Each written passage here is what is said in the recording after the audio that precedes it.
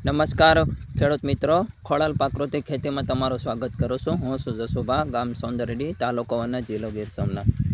ખેડૂત મિત્રો, આપણે આમ તો ઘણી વખત આપણે વિડીયો બનાવીએ છીએ અને વિડીયોમાં આપણે ગાય આધારિત પ્રાકૃતિક ખેતીની વાતો કરીએ છીએ અને અલગ અલગ પાકોની પણ તમને વાત કરતો હોય છે. શાકભાજી છે, અનાજ છે, કઠોળની છે, પછી આપણે બાગાયત પાકમાં કેળની ઘણી વખત આપણે વિડીયો બનાવેલો છે. આપણે છે ને મગફળીનો આ ચોમાસામાં વાવેતર કરેલું છે 4 વીઘામાં. તો હાલમાં આપણે આ ફુવારા જે પદ્ધતિ કહેવાય છે, ફુવારા શરૂ છે.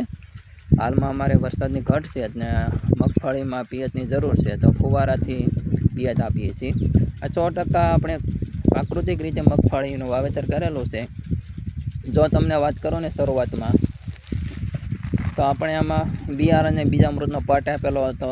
ત્યાર પછી ઘનજી અમૃતનો પાયાના ખાતર તરીકે તેનો ઉપયોગ કર્યો. ત્યાર પછી આપણે આ ચોમાસામાં આપણે પિયત સાથે જે અમૃત ન આપી શકીએ કે વરસાદ આવે તેના લીધે, તો આપણે છે ને જે અમૃત દર 15 દિવસે જે બેટરી પંપ આવે છે, બેટરી પંપમાં જે અમૃત ભરી ને આપણે આમાં છંટકાવ દર 15 દિવસે કરી નાખીએ છીએ.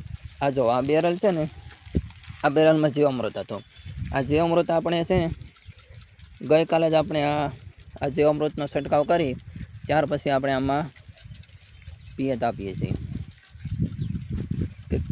જે તમને વાત કરવાનો છો તે કે આપણે આ જે છેલ્લા 4 વર્ષથી હું પ્રાકૃતિક ખેતી કરું છું, તો તેમાં ધીમે ધીમે આપણને સારું ઉત્પાદન મળતું જાય છે ને ખર્ચો આપણે ઘટતો જાય છે. આમ તો મેં જ્યારથી શરૂઆત કરી ત્યારથી માંડીને આજ સુધી ક્યારેક કેમિકલનો કે રાસાયણિક ખાતરનો આપણે ઉપયોગ 100% બંધ કરી દીધો હતો. કોઈ પણ જાતનું ખાતર આપણે આમાં ઉપયોગ કરેલો નથી. ગાય આધારિત પ્રાકૃતિક ખેતી. જો તમને હું વાત કરું કે આ મગફળીનું વાવેતર કરેલું છે. આ મગફળી છે ને 2 મહિના જેવી થઈ છે. આ નજીકથી હું તમને ઝૂમ કરીને મગફળી બતાવું છું. આ 2 મહિના જેવાનો સમય થયો છે. તો આ મગફળી નીકળી જાય ને એટલે આમાં પણ આપણે વાવેતર થઈ ગયું છે. શેનું વાવેતર થઈ ગયું છે? તો કે શાકભાજીનું. જો આમાં વચ્ચે છે ને, આમાં આપણે જો રીંગણીનું વાવેતર કરેલું છે. આપણે રીંગણીના રોપનું આપણે વાવેતર કરી દીધો. ત્યાર પછી આપણે મરસીના રોપનું વાવેતર કરેલું છે. ત્યાર પછી આપણે ટમેટીનો રોપનું વાવેતર કરેલું છે. મગફળી નીકળી જાય એટલે આમાં શાકભાજી રહેશે. અને શાકભાજીને ત્યાં વ્યવસ્થિત પાળા બાંધીને ત્યાર પછી ચેક આપણે કહીએ ને કે દિવાળી પછી પણ આમાં શિયાળામાં પણ શાકભાજી આવતું રહેશે. તો આવી રીતે આપણે અલગ અલગ પ્રકારના શાકભાજીનું વાવેતર કરીને શાકભાજીનું પણ હું વેચાણ કરું છું. ત્યાર પછી આ મગફળીનું પણ આપણે વેચાણ કરીશું. આ મકાઈ છે, હાલમાં મિશ્ર પાક પદ્ધતિ તરીકે આપણે ઉપયોગ કરેલો છે.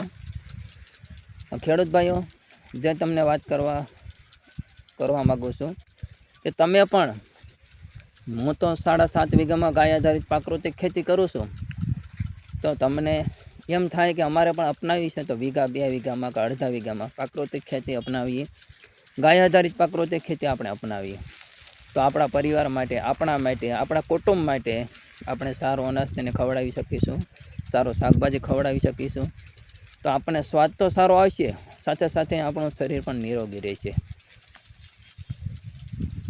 બસ આપણે ખાલી એક ભરોસો હોવો જોઈએ, આપણને ખુદને એક તમન્ના હોવી જોઈએ કે મારે ગાય આધારિત પ્રાકૃતિક ખેતી કરવી છે.